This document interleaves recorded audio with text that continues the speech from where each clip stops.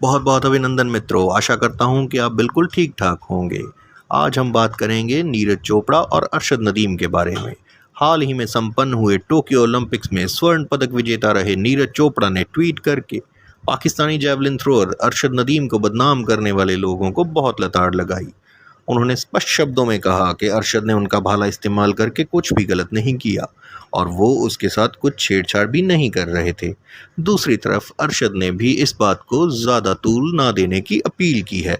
अब जब दोनों खिलाड़ियों ने ही इस बात पर अपनी अपनी सफाई दे दी है तो हमारा भी ये फ़र्ज़ बनता है कि हम इस बात को ज़्यादा आगे ना बढ़ाएं। जिस खिलाड़ी पर नीरज चोपड़ा के भाले के साथ छेड़छाड़ करने के आरोप लगे उनकी कहानी भी कम दिलचस्प नहीं है, बल्कि मैं तो ये कहूँगा कि बेहद इंस्पिरेशनल है। अरशद नदीम पहले ऐसे पाकिस्तानी ट्रैक एंड फील्ड खिलाड़ी हैं जो अपनी काबिलियत के दम पर ओलंपिक्स में पहुंचे। बाकी सारे पाकिस्तानी एथलीट्स केवल आईओसी मेंबर होने की वजह से ही ओलंपिक्स में भाग ले पाए। 1997 में पाकिस्तानी पंजाब के खानेवाल जिले के मियां चन्नू तहसील में जन्मे अरशद ने स्कूल से ही अपनी खेल प्रतिभा दिखानी शुरू कर दी थी।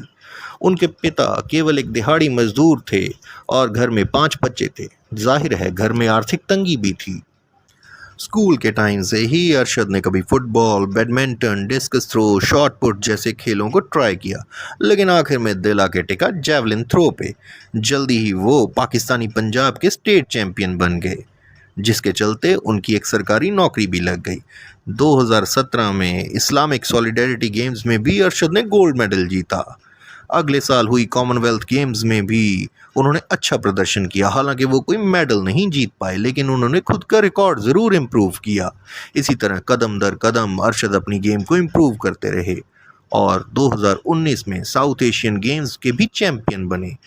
और फिर आया टाइम टोक्यो ओलंपिक्स का, जिसमें के अरशद नदीम पहले ऐसे पाकिस्तानी एथलीट बने जो केवल और केवल अपनी प्रतिभा और काबिलियत के दम पर ही ओलंपिक्स में क्वालिफाई कर पाए। जैवलिन थ्रो में बेहतरीन प्रदर्शन के साथ अरशद 5वें स्थान पर रहे। हालांकि वो कोई मेडल नहीं जीत पाए, लेकिन उन्होंने दिल सबका जीत लिया।